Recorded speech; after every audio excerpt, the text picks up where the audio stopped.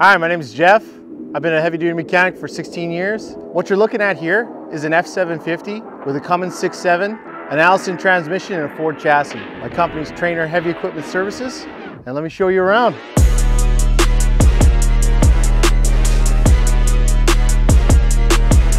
If you want to stock up on parts, tracks, or tools, head over to FortisHD.com. If you have any questions, reach out, parts@FortisHD.com. Every purchase helps fund more videos like this one. Now back to the video. So we got a Cummins 6.7 in here. I've rebuilt it myself. I've done all the pistons, all the bearings, done quite a bit to it. A lot of electrical issues I fixed along the way. Yeah, people are very surprised that there's a Cummins inside these trucks for whatever reason. It came factory that way. It wasn't a mod or anything like that. Ever since I've rebuilt it, it's never let me down. I've gone up very steep grades out in the pipeline, out in the mines. It just pulls and pulls and pulls, and I think it's a lot of it has to do with that engine and the Allison transmissions. So it's using a lot of dump trucks and very bulletproof transmission. So on the front here, I've installed a brigade system camera. So when I'm pulling up, a lot of times I can't see what's right in front of me, but I have to come right up close because I am quite long. So I don't want to take away anybody else's approach when I'm driving around. The reason I put drive tires on the front is it flicks the mud right off. A lot of people don't recommend that, but I'll tell you right now, I really enjoy it. When I'm driving in the mines and muddy terrain, it's just shooting the mud off and I'm able to steer correctly on the roads. So if you're looking at trucks and stuff like that and you only have a two-wheel drive truck, that's something I found that worked for me. This is just a two-wheel drive truck. Ford didn't make this truck four-wheel drive. You can get Harrington front diffs and different modifications that you can put on these trucks, but we're here to make money, not spend it. You know, obviously I made my own decal. Actually, interesting part about this decal, when I was in high school, I used to write on like bathroom doors and different things with my tag, and you know, I wasn't very well, I wrote my name on things, so that wasn't really, people knew who it was. So, so I wasn't like an alias or anything. It was like Trainer right there. So I gave this drawing to an artist friend of mine, and this is what he came up with. I didn't think of the crown or the steam or the wings or anything like that. He actually drew this out. He was a tattoo artist. He drew this out, and I basically just got it 3D rendered and it's just stuck on the door.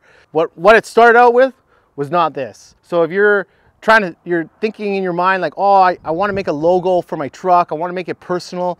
I want to make it me. That's what I wanted to, and I wasn't gifted with drawing and different, you know, I wasn't gifted that way. Yeah, start out with a drawing that you're thinking of. Give it to an artist or somebody artistic that you know, and it can easily be adapted to your business. So that's what I did there. You know, this is the typical air reels. I would recommend getting, if you're living in Alberta, just definitely get the air reels that have the hoses that are -40 rated. These are not -40 rated, but I've been making do with them, and they're great, you know, for when it's above -20. This is an Atlas Capo compressor. When I got this, it was pumping air, oil into the tank. That's obviously blown rings and everything. So what I did there was we replaced the pistons, replaced the cylinders, and you know, gave it a service one over. Now it puts out quite a bit. It's 40 CFM compressor. The only thing I don't like about this compressor is the governor. The governor moisture seems to clog up, and it unloads it at various pressures. So I've replaced that unloader valve with I believe it was a Conair unloader valve. And it seems to be working quite well now. It is hydraulically driven, so there's a PTO on this truck. So yeah, everywhere you go in Alberta, they want you to have these fire extinguishers. When you're trying to rig up, if you can find these fire extinguishers, that's better than what I had to do. I had to buy these. They're $1,000 each. So when you're trying to start up and you know you're pinching every dollar, $1,000 on a fire extinguisher is pretty harsh. But yeah, you end up doing it because you got to get on site. Underneath here, we have first aid kits, you know, big batteries. This is a 5,000 watt pure sine inverter. Just fuse boxes. I got different radios on there for different places in the country that I go. They're all programmed differently. Obviously you have all the floodlights. More light the better. If you can make this place daylight outside and you're on night shift, it just makes life easier. Especially if you're working by yourself out in the bush, you want to make as much noise and as much light as possible. Keep those eyes in the bush from watching you while you're doing your thing and you're not watching them. So in here, I don't have anything fancy. This is just a bus space heater. So that's something similar that you would have on inside a bus. It's just a coolant running to it and a switch inside my dash. You just turn it on and it runs. This here is a rad gun. Some of you guys haven't seen one of these before. So this is just a air-driven gun. It has specifications, so you adjust the governor and it reaches certain pressures, and those pressures correlate to pounds per foot. So that's what I use to torque up stuff when I don't want to be using my 4-to-1 or whatever. I'm just lazy and I go boom, boom, boom, boom, and it's all torqued up. When I was trying to rig up, they wanted $10,000 to put drawers in here. So $10,000 isn't what I had at the time. So I'll tell you right now, this box was 600 bucks. I could replace this box for more than a decade every year and not get to $10,000. And it's worked. It's really worked, and it hasn't been a problem. So as you can see, I have all these are labeled. It's not so that I wouldn't forget where things were. It's so that if I was to ask somebody, can you go and get this, they know where things are. So there's my Allen keys up here. I got my punches and everything in there, different chisels and stuff, small screwdrivers, air chucks, paint markers and things like that. This is kind of a random drawer. There's some mirrors in there, some different things. This is an organizational drawer, so this is just kind of like caging bolts and John Deere keys, cat keys, forbidden knives that people don't want anybody having. There's a warehouse worker somewhere that we can all thank that cut himself, and now all mechanics can't have them either. So, but I have them in there. I take them out when I get on different sites. So just screwdrivers on one side and Phillips on the other. And I put my offset wrenches in here, and then I put my wrenches that I want to like cut up or bend or melt into a different position. And I use those here. These are all spares. The guys were saying they like to know what kind of ratchets you have, tools. These are Snap-on. I'm a firm believer in not buying everything Snap-on, everything name brand. The only reason is because it costs so much. It'd be nice to have everything different name brands, but ratchets, you definitely have to go with Snap-on because the teeth, there's so many teeth inside this one turn. If you're trying to get into that one spot, you got to jump a tooth. You don't want to be going like this just to get to one tooth. If any guys are looking for like what kind of ratchets, I recommend Snap-on. They're super fine tool. But yeah, then you go to like extensions like these are just Mastercraft extensions. They're such and such a length, and they hold on to the socket and they don't fall off, and that's all you need this thing to be. I was running out of space to put these pliers in my shop toolbox. When I was a shop hand, I'd have all these lined up like just so, right? And they would take up so much room. And then I just flattened out everything and just stacked alike or similar pliers on each other, and geez, it fits inside this drawer. Like I never have problems shutting that. A lot of guys want to know what kind of impacts you have. Milwaukee's the only way to go. They seem to have gotten their stuff together overnight. It used to be that DeWalt was your favorite electric tool. I don't know, DeWalt, you got to get things going because everybody I know has Milwaukee tools, and they're great. Their batteries are great. Their impacts are great. Their ratcheting tools are great. Something like this, you could actually, when it stalls out, you can push on. It's really stalls out great. It almost becomes a ratchet at that point. I know that I said just earlier, don't buy Snap-on for any of these basic tools and stuff like that. And then you look inside here, and I got Snap-on wrenches. When I was an apprentice, I had these wrenches. I bought them. You know what they are? The thousands of dollars. All these wrenches. I didn't like breaking my knuckles on things. Like, when you have these kind of wrenches, maximum, they tend to spread and all that, and you'll be pulling or pushing on something, and you'll punch some steel, or you'll slip and hit something, and everybody knows how that feels. But I do use maximum wrenches as well. This one here is just ready for it. It doesn't ratchet as well. I could just go down to Mastercraft Canadian Tire, which is what we have here in Canada, and they'll just return it. They'll just, here you go, here's another one. They don't even care about the condition, how you broke it or anything like that. So I can get a new wrench every day if I wanted to. This is my electrical diagnostics drawer. You know, if you're trying to find a cold cylinder, you got your temperature gun here. Wherever there's heat, there's usually inefficiencies. So, or the very opposite, if you're supposed to have heat and it's cold, there's also an inefficiency there. So it's a telltale tool I use. If you don't have one, they're great to have. Multimeter, this one here I had for 15 years. It's a snap-on multimeter. It's just recently started to, the connections have recently started to wobble on me, and they haven't been great. So back to just grabbing any other multimeter. You're not going to the moon with these readings. You're not doing fine measurements. You're figuring out things have resistance or don't have resistance, if they have 12 volts or 24 volts, or if they don't have it. So you know, instead of, this was $100, it works fine. It reads current, it reads voltages. It works, it's reliable, and if it breaks, I'm not out a couple $1,000 or $1,000, you know. Here is so when I was a truck mechanic, here's some easy, just plug it in, get the operator to hit the brakes, and you could see it pass or fail the different circuits. This is an interesting tool. So this will cut the sheathing off of some material like this, where you have you know, 4 wires with some sheathing on it. You'll take this here and you'll wrap right around it and turn, and then you dial this over and you would basically cut this right off, this sheathing right off. And I find that was great when I was doing a lot of trailer work and custom wiring for a power line company I used to work for. We built a lot of power line companies. They build a lot of custom machinery for different jobs, and so I used to use that quite a bit. This is my sockets drawer.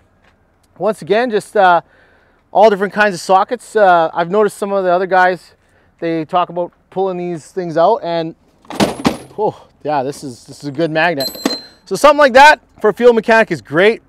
I like to have it like metric or imperial on 1 bar, and just take it with me sometimes. Like a lot of times I know what I'm looking at, but if you don't and you're on a new task, this is great. You just take this and you set that down on somewhere, and you could just go right through the different sizes and then put it right back into your toolbox. So that's awesome to have. Surprisingly, these organizers here, I would have thought over the roads that I've gone down that these sockets would just be a mess when you open this drawer again. These organizers work great.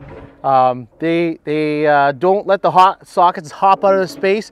You would think that would just work in a shop setting, but no, they work in the field too, and they've been great that way. Yeah, just this is kind of my locker room. So I got my coveralls up here, my rain suit, my boots, and so these boots, I like to put them there when things are wet, and I just turn this heater on, heats up my boots, and they're dry again. This here is for when I lost a tool or need a tool.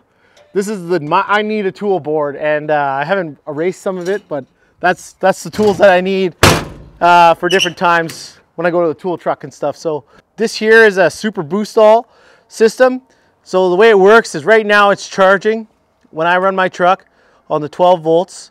If I want to go 24 volts, I pull this out and I just plug it in, right? And it's basically this is a switchboard inside here, and it has batteries, like a bank of batteries that in the instructions it shows you, you know, hook up this bank of batteries to these prongs, these bank of batteries to these prongs, and then you move this circuitry and you get 12 to 24 volts. Then you put your power plug in right here, and then you got power, whatever you selected, 12 or 24, right onto your booster cables. I love this system because there's different other systems where you pull a trigger and it gives you 24 volts, or you switch it over and it gives you 12 volts. I like this system because you can leave this on the batteries and have the unit that you're boosting running, and it doesn't overcharge. There's no problems with it. Some of these other systems that are out there, you can't have them on the batteries while you have to immediately take them off because it could fry ECMs and fry different things. So that's one thing I liked about it. Very simple to use, not complex at all, super easy to install. So that's what this is. This is my fall rest harness. So I just throw it in there to keep it dry and keep it clean. So if they ever tell me, oh, you need to get on that man basket, check something out up the top of that crane or whatever, I have that. Different window wiper blades. I've had it where I'm riding down a road and mud's getting on the windshield and my wiper blades aren't working that well. Well, I do have extra wiper blades here for that, and I keep them over there. Air conditioning tools. So yeah, this is an oiler. Oh. Spare parts for my compressor. So, you know, something like this is, you could spend a whole lot of money on air conditioning and make it all back in the summer if that's all you want to do is air conditioning. I tend to just fix people up with air conditioning. And it's not my bread and butter. But I do want to have it and fix people up because it is pretty hard to work in the blazing heat in a glass magnifying room.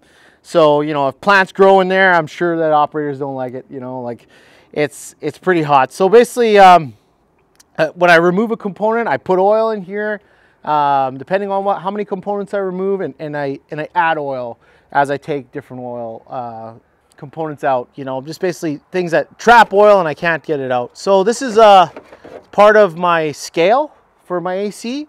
I'll show you more about that in here. There's a scale in there. So I'll just turn a bottle upside down and use that scale. It's nothing fancy. This is my transducer. I'll hook this up to my gauges and this will suck a vacuum down. It's not as strong as a vacuum pump, but it is pretty strong, and I've never had an issue with it not pulling enough vacuum. If you want, you could go spend $500 on a vacuum pump and have a better vacuum when you introduce the new refrigerant into the system. You could suck more in, and that's great. I just I force a little bit in there in my own way, and I've never had a problem with it. This here is just, I used to have paint guns in here. I would do paint. I used to paint, but I haven't done a lot of that in a long time. So I took them out. So it says paint guns, but there's not the only paint gun left is this spray can paint gun. So that's what's in there. Different dowels that I use for lining things up, measuring tape, O-ring face, and puck caps and stuff like that for when I'm trying to rebuild something, or I've taken a component off and I needed to isolate a valve or a cylinder or something like that. I have a whole variety there. I have JIC in here, JIC caps, plugs, fittings, things like that. Scrapers, barring tools, so barring on small engines, barring on mining size engines. I worked in the mines in Fort McMurray and other mines, and they're great to have. When you have them, they're awesome to have. This here is like a molding tool. Like I used to paint. I used to hammer stuff flat, or if you want to hammer something with a curve to it, you would use this to as a solid surface. I got some hammers here. You know, basically, I don't have a whole lot of hammers. I have a variety of hammers. So I got my brass hammers when I'm trying to hammer on some cable, and I don't want to distort it. This is what I use here. It's a snap-on tool, as you see. Kind of a rare. This is a dead blow hammer. You got your typical hammers, right? So that's what I use there. I got some dead blows in there. Got a photo tack in there if I'm trying to, if a speed sensor is not working properly and we need to calibrate it and we need to get the engine spinning at a certain speed before we calibrate. That's what I have that there for. What I have here is my AC gauges. I got a boroscope in here. I got my scale in here. I got a dial indicator in here. I have injector tools in here. O-ring picks, specialty screwdrivers, just different varieties in there. Measuring tools. You got your feeler gauges for your valves. This is just a this is not a digital one. This is a Motoyo. This is the expensive stuff. I don't take this out very much just because the digital one, this is a perfect example of Canadian Tire digital versus the name brand, you know, expensive stuff. And this does the same as this. I don't want to break this, so I don't take it out all that much. So the only time I take this out, this dial caliper, dial indicator is just for fine work, right? So there you got your micrometer. This is for mostly engine tools. If you're trying to find space between even bends, like you can find bends with this. It's been pretty good. I haven't had to use it a whole lot. It was something that I wanted to pick up. These are just your measurement tools. So if you want to make sure it's reading properly, you'll put this in there and dial it to 3 inches, and it'll be exactly 3 inches. And then you work your dial here, and you find the spacing that you want or measurements that you want. It's for like head tool work, right? So same idea as that, but this is more on a flat surface and the depth. This is just a tool that I've had. I haven't used it a whole lot, but so if you have 2 pieces and you're doing some soldering, you can leave them in one spot and have a hands-free, and even just have a microscope on there. So that's nice to have. Thread gauges. Actually, while I'm here, I'm just gonna put these up there so I know where those are. This is your automotive style brake tooling. So, you know, red's obviously for no good, and on the way out is yellow, and green is go. And so that's something that when I was working for a power line company, you got to fix automotive stuff too. And so you just, you know, if you're trying to judge brakes, and you just jam that behind there, clean out the mud, and you kind of use it as a feeler gauge, right? I admittedly will say that I don't use these tools all that much because they're not everyday use tools. But if I have to use them, I like to have them. Like I said, I admittedly don't use them all that much. So then, yeah, like this is for my dial indicator stand. It's a magnetic base. It's like going through all this just for the people that don't really see what these are, you know, or don't know. So basically you would put this on there, and you would, you know, get the operator to move some ball studs or shake the front end of something, and you'd see this rotate, and that indicates, like, you know, 10 thou, 20 thou, a certain thou reading. I like to keep it in this styrofoam case because these are notoriously bad for breaking, falling off machines, and breaking. So I go through a lot of these valve stem tools. So if you're taking out an accumulator or a tire valve stem, you can use this tool here. I went from having all kinds of gauges, you know, just so many gauges, and I would take them on and take them off and have all these different gauges, to having one gauge. This is a 0 to 10,000 digital PSI gauge. I've used this gauge against all these other gauges over time just to test its accuracy. It's always very accurate. When you're doing like a brake bleed down test, like you hit the brakes and you want to see how much residual pressure is in there, you're usually going from like 500 PSI down to measuring like 10 PSI and stuff like that. So you really can't have like an old style gauge where it just goes up and down, because you'll go to 500 PSI and then it'll drop down, and you can't tell if there's a residual 15 PSI in there, stuff like that. But with this you can. So I literally just use this gauge now on everything, and it's been great. Never failed me. This is a tool that I use I hook it up to one of my porta powers, and so if a ripper table bearing is, you know, not taking grease and stuff like that, I'll thread this in, and then I'll porta power it up and get them to move the ripper and stuff, and it'll shoot hydraulic oil through the bearing surfaces. This is something I bring out when I'm doing rebuilding. It's really good for it's numbers and letters, and there's stamps. So you just put this inside the stamp inside this tool here, and this is This is really great for if you want to get away from paint markers and then somebody washing it, or the wash bay guy washing it, and then the paint marker's gone, and you're like, okay, where was that indicator that I was looking for? So this is great for that. This is your typical socket drawer, large impact tools. What I found is I grabbed the kit, and it's really easy to find out which ones you're using and which ones you're not, because the ones you're not using still look brand new, and the ones you are using are all messed up. So I just take the ones that are all messed up and I throw them in this drawer, and I know I'll use them.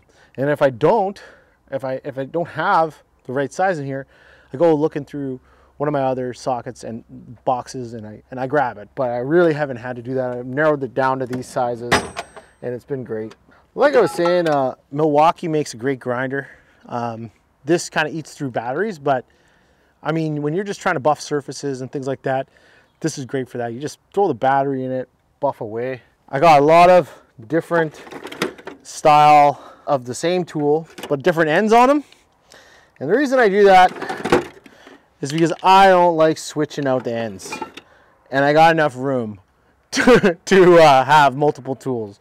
So that's kind of like the story there. You see there's the same tool with different ends on them. I used to do painting, so this is a sanding tool here. Another sanding tool there, right? So I don't really use those, but I just like to keep them in there because I got room for it, so I just leave it in there.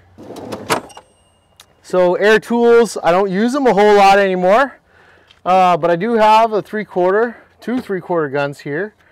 I have all Snap-on air tools from when I was an apprentice and using Snap-on, but honestly they're rusting away with Milwaukee tools. I just use those all the time, and I really don't use the air tools all that much anymore, but I got the air tool oil in there just in case I do get the rust off of things.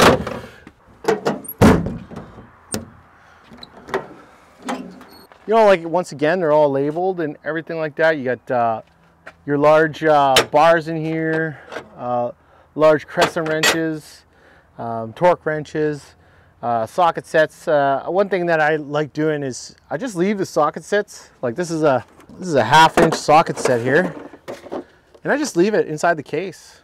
That way, if I need it on top of something, I just close it and walk up with it. I don't need to put it on some organizing bar that these things will just fall off of or whatever.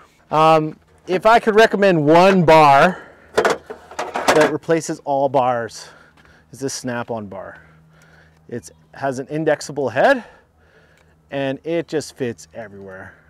Yeah, there's, you know, extensions in there. There's different bars and different tooling that I have in there, pipe wrenches and such. And yeah, there's large wrenches. A lot of people have trouble storing large wrenches, and this is kind of my solution to it.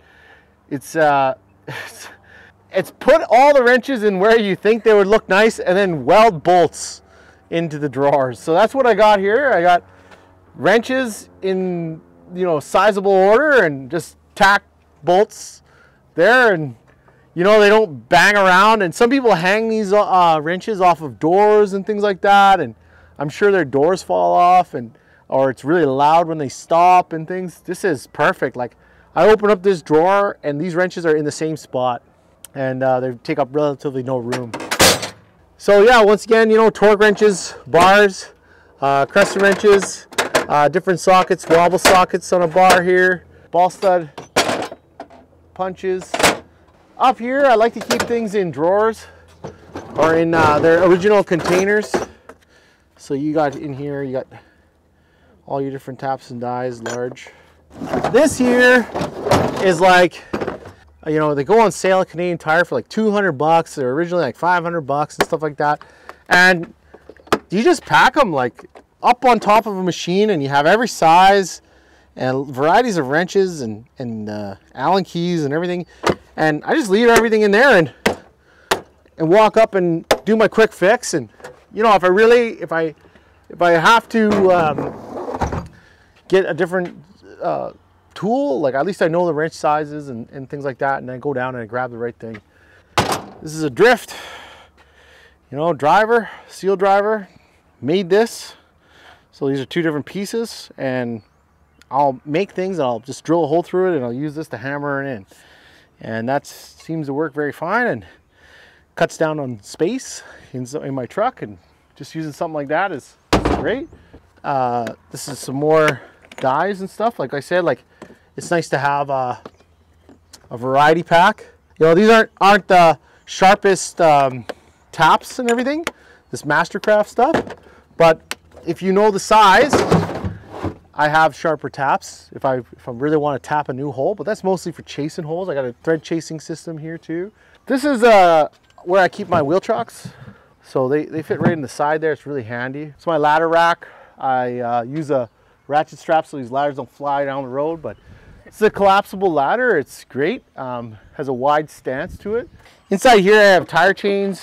This is your outrigger beam, floodlights, backup camera right there, mining size wheel chocks right here. This is a great design. It's right up at my waist height. I have a bar that just goes right through the wheel chocks here. Lock the bar in just with something like simple like that. When I need them, I just pull this bar out and they fall, hit the ground. I grab them on my walk over, and I come in with one chock at a time and I shove the rod through. I don't need to grab this and throw it in the back of the truck and haul it back out and all this stuff. So you kind of see what's going on back here. It's a bit of a mess, but I got my 1-inch air reel, hydraulic outrigger beam. So that runs my hydraulic, that's the reservoir for my hydraulic outriggers and my hydraulic air compressor. Now in Canada, we have snow, and I bought many of these over the years, but the first one I bought was for my daughter, and we went down a hill and she said, "No, that was scary, Daddy." I was like, I paid $100 for this thing. I'm gonna use it somewhere. So lo and behold, I put it in my truck and I've used it in every season.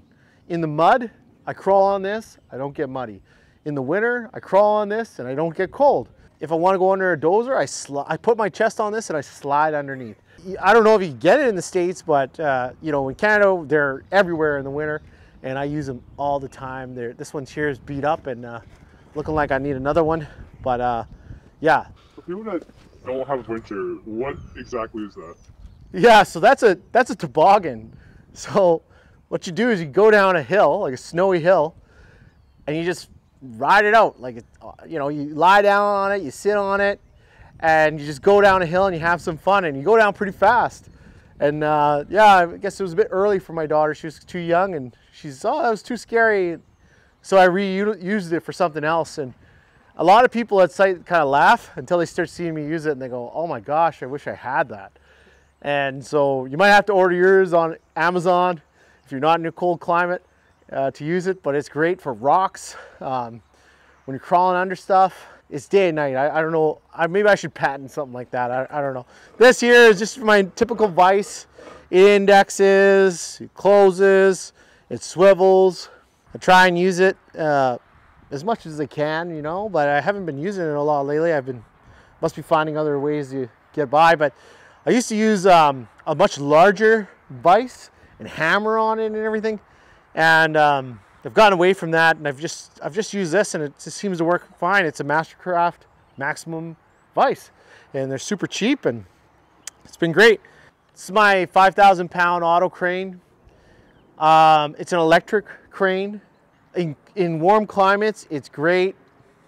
In cold climates, it's tough. It needs to be worked, and you'd hear the motor really working. And I've replaced this motor already, so I got a different power unit on it. If you were looking to spec out a crane, I'd go with a hydraulic crane. Maybe hydraulic guys say don't go with a hydraulic crane, but I think it's way better. You could just run the hydraulics, let it warm up, and then you got warm oil that you're working with, and it's not working your electric motor, your little electric motor that you have on there. You know, this is your big tailgate locker. So you got hammers, bars, and snipes and stuff in there. This outrigger beam shoots out and gives you more of that stability. This here is the turret. So you got your handles in here for your outrigger beams. I got my laptop back here. I got all the software for the trucks, on-road, off-road, you name it, it's in this laptop. Cat-Com adapters, Nexic link adapters, Hitachi adapters, John Deere adapters. I keep everything back here. You got to have a cordless remote. This is a must when you have a crane. I had no batteries once, and I had to use this cord and plug in, and it was terrible. Like, you just had no mobility. So definitely, if you're looking for a crane, you have to get a cordless one. So these tires, Black Line is a cheap brand here in Canada, but I love them. You know, you blow a tire, you're not out $1,000 you know, and they last a long time. They seem to shoot the mud off just fine. Yeah, I have no complaints about Black Lion. So this is my supplies drawers. Whatever's written on there is inside them. So it says anti-seize, it's in there. Electrical miscellaneous pieces, it's in there. Zip ties, it's in there. Drill bits, arbors. I got lots of different arbors, you know, long extension arbors. I got different taps in here, large taps I have all in here. I got temp sticks in here. Like I said, just different types of arbors and drill bits, you know, large drill bits and stuff. Miscellaneous fittings. I have my PPE in here, like hearing protection. You go down to what they have here in Canada is Uncle Wieners, and it's a funny name. It basically has this whole stack of roll pins and springs and hose clamps and all this stuff for $100, and they even come with all the organizers and grease nipples and stuff. So I literally I've used it so much, like, and they're so cheap. And when you're a business owner and you really want to go with something that's not going to cost you an arm and a leg to run, so that's there. I got some old books that I have for different crane systems that I don't know why I'm keeping them in there, but they come in handy, I'm sure. You know, some guys, when they sharpen their drill bits, they use a grinder, and they just, you know, hold the grinder and you know, put it in their vise and have the grinder just going crazy, like, wah! And then they use the drill bit and all this sort of thing. And then if you're in a shop, you probably use your bench grinder and stuff. But you just go get down a Canadian Tire, if you have a Canadian Tire in America, I don't know. But you just get a drill bit sharpener, and you can just sharpen it, plug it in and sharpen the drill bit perfect. Like, perfect angles, perfect everything. And you don't mess it up by using your grinder for grinding and having uneven grinding surfaces. It's just like grinding stone in a box. All your O-rings and stuff, just miscellaneous O-rings and different brake cleans and gaskets remover sprayers and paint cans and air fresheners. And it's really handy to have an organizer like that. This is my crane tooling area. So I have different slings in here, come-alongs in here, lifting eyes and things like that.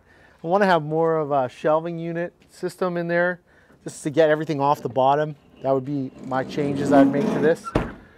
This is one of my, I love this. As a contractor outside of the mine environment, outside of a big company environment, this is awesome because you got all your funnels in here. You got, you shoot new oil out and you suck bad oil in, and you always have containment. And I really love that. I got my spill kit in here, different filter wrenches, Milwaukee grease gun. If you're out on your own, you want to leave the job site with a clean area, I find that this is really great. Great to have. This here is a little overkill, but I have it in here and it came with the truck. Like I say, I didn't outfit it myself, but torch on reels. You got your propane tank with the Tiger torch. I got welding cables on reels. I got a nitrogen bottle. I got oxy and acetylene torches bottles in there. This is really nice to have, especially if you don't want to cut something. You don't have to unroll it. You just click it and it goes back in. It's awesome. You know, I really like this drawer here. Got to have your decals there for Transport Canada. Another fire extinguisher. This is a Trailblazer Pro 350D, so that's a diesel engine. It starts up right away. I've got it rebuilt. I did the stator and the rotor and a few other things. It's been calibrated now, so it runs perfect. I have here is a S-bar heater. So here in Canada, we have problems plugging into things. So this thing here, I can text it. I text the phone number that this, and I also have a timer inside there, but this one here, you could text it and it'd say heat 45 minutes. It'll heat up for 45 minutes and turn off automatically. So if I'm on the way to work and I'm on the crew van or whatever, I'll just text my S-bar heater and it'll be starting up. My truck will actually be warm when I get to it. So I'll just literally start the truck and blow hot air into me, and then minus 30 days are nothing. So in here is my crane batteries for my crane system there. I got jacks, but mostly what I use this for is my welding drawer. So I got different helmets in here. I got different lights. I got measuring tools like and really rod and different torches and stuff like that. So it's a small space really, but I'm not a welder, I'm a mechanic, but this is where I go when I need to do that kind of stuff, cutting, welding. So yeah, this is the inside. Like I was saying earlier, this is a typical 2009 Ford cab that you would see in 1-tons and things like that. But they put it on a big truck. This is obviously not an OEM seat. This is a cat seat out of a dozer. Client of mine ordered the wrong seat, and they didn't mind if I had it. So I told him that my seat was going, and he said you could have it. And it was a little stiff at first, to be honest, but the foam actually started curved to my back and everything like that. And then I found out it had a heated seat on it, so I plugged that in, and I actually have heated seats in this truck, so that's awesome. You know, my helmet rack there, my small inverter, my radio, my control panel for my floodlights, my cabinet lights. So all my cabinets have interior lights. So when I'm working in the dark, I just flick one of those buttons there and the left bank or the right bank will light up. Backup camera and front camera screen. I have my cell phone holder where I use as a GPS. My emergency air shutoff switch here. I got my temperature speed fan here for my cabinet heaters. This is a little Christmas tree my daughter made for me. So I just taped that to the door there. It doesn't stick anywhere else, so I just tape it there. But yeah, that's my truck, and I hope you enjoyed it. And yeah, this is basically where I live out of all day. If you have any advice, comments, you know, want to talk about cool things you've seen on there, any more questions, just comment in the sections below. Click that like button. I hope that you'll see more of me in the future. I love heavy equipment. It's given me a great way to provide for my family. I've gone and seen so many places. If you're out there and you're thinking about heavy equipment or buying your own truck, I'd say do it. Do it now, and the sooner the better, because there's a lot of work out there and one man can't fix it all. So thank you very much again, and have a great day. If you have a favorite tool you'd like to showcase in action on the channel, reach out and submit your video to media@fortishd.com. Join us on our journey to tool the next generation.